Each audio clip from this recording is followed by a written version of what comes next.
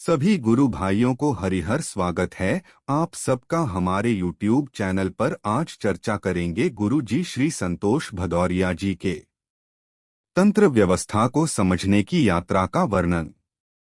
पूजनीय बाबा श्री मिश्र जी के शरीर छोड़ने के 24 वर्ष के पश्चात आश्रम में एक महिला कर्मचारी को अदृश्य बाहरी शक्तियों का सामना करना पड़ा। लोगों के बताए अनुसार तमाम तांत्रिक ओझा ठीक करने का प्रयास करते रहे, वह ठीक नहीं हुई। समस्या बढ़ती हो गई। शायद यह प्रकृति का ही घटनाक्रम था। भदौरिया जी भी कुछ समझ नहीं पा रहे थे, स्वयं को असहाय पा रहे थे, पर कुछ कर नहीं पा रहे थे।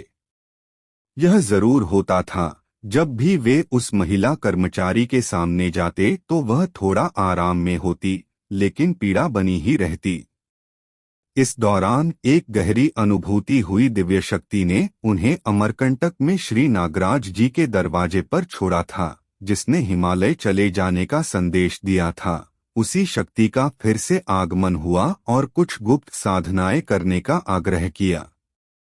यह भी कहा कि यह पूजनीय बाबा श्री मिश्र जी का आदेश है। यहाँ बता दें कि यह वही शक्ति स्वरूप था जो श्री मिश्र जी को कोटा वाले आश्रम में मिला था। सांवला सा व्यक्ति जिसने श्री मिश्र जी को अपने कंधे पर बैठाकर रेलवे स्टेशन पर भी छोड़ा था। यह भी उल्लेखनीय है कि दीक्षा के बाद से इस लंबे अंतराल में उन्हें स्वप्न में भी बाबा जी के दर्शन नहीं हुए थे।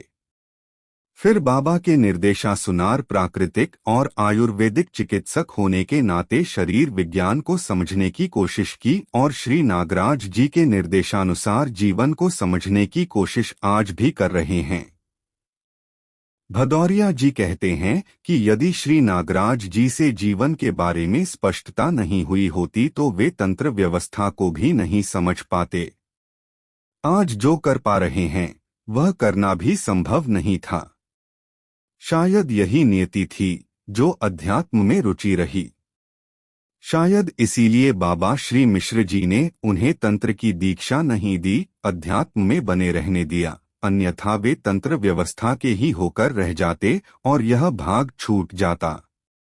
भदौरिया जी का मानना है यह शायद बाबा की ही कृपा है जो उन्होंने श्री नागराज जी से मिलवाया। कहीं से नई दिशा मिली।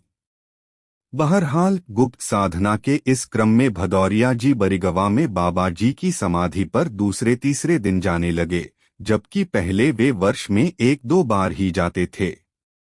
वहां जाकर साधनाएं करने लगे, लेकिन बरिगवा गांव वालों को यह अच्छी नहीं लगी। उन्हें लगता था कि भदौरिया जी तंत्र मंत्र करते हैं, जबकि यह सच्चाई नहीं थी। वे सामान्य हवन करते थे, जैसा कि आज भी करते हैं। लेकिन ग्रामीणों ने उनसे बेहद रूखा व्यवहार किया।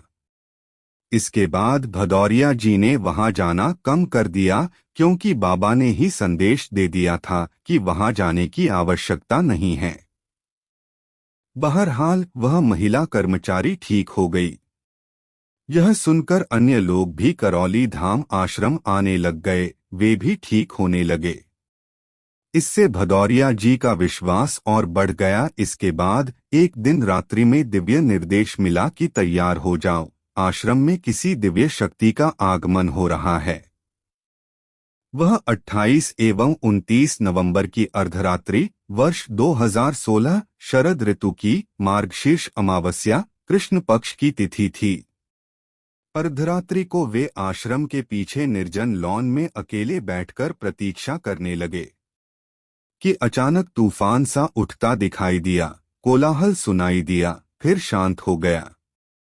कुछ ही क्षण पश्चात सिर पर किसी का हाथ महसूस हुआ। आंखें खोलकर देखा तो प्रकाशपुंज के रूप में बाबा श्री मिश्र जी थे। उन्होंने गले लगा लिया। ऐसा लगा कि जैसे शरीर में कोई चीज भर रही हो, जैसे खाली घड़ा पानी से भरता जाता है। ऐसी अनुभूति हुई। वे रो पड़े और बाबा जी से कसकर लिपट गए।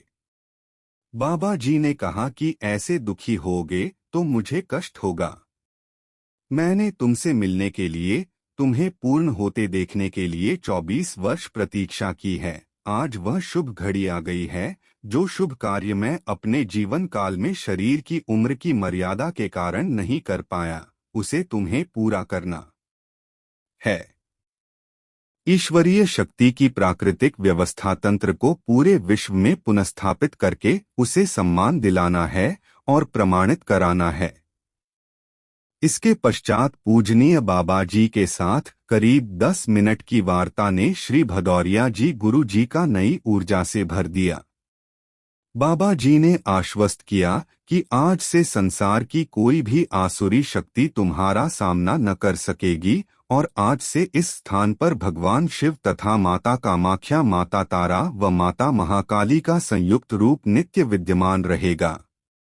ऐसा स्वयं भगवान भोलेनाथ एवं माता कामाख्या का निर्णय है। आज से ही भगवान भोलेनाथ और मां कामाख्या की संयुक्त शक्ति करौली सरकार धाम नाम से जानी जाएगी। विश्व भर से लोग यहां आएंगे। उन्होंने यह भी कहा कि समय समय पर कई और शक्तियां भी मानव जाति की आवश्यकतानुसार तुम्हारे आग्रह पर जागृत होती रहेंगी।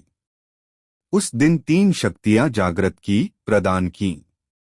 इस प्रकार जो चीजें जीवन विद्या में विचार के रूप में समझी थीं, उनका अभ्यास प्रयोग शुरू हुआ। आगे की चर्चा के लिए वीडियो को लाइक, शेयर और चैनल को सब्सक्राइब करें। तब तक के लिए सभी गुरु भाइयों को हरि हर।